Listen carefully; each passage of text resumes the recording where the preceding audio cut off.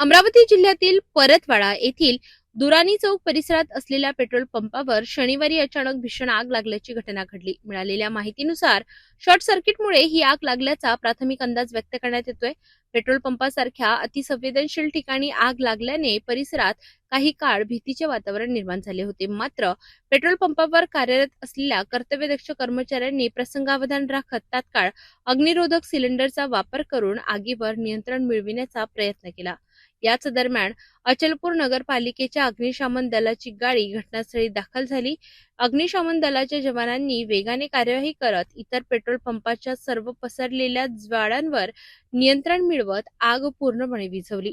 या घटनेने कोणतीही जीवितहानी झाली नसून मोठा अनर्थ टळल्याचे समोर येते आहे। स्थानिक नागरिकांनी कर्मचाऱ्यांच्या तत्परतेचे आणि अग्निशमन दलाच्या जलद प्रतिसादाचे कौतुक केले आहे। सध्या या घटनेची अधिक चौकशी सुरू असून नेमके आगीचे कारण काय याचा तपास सुरू आहे।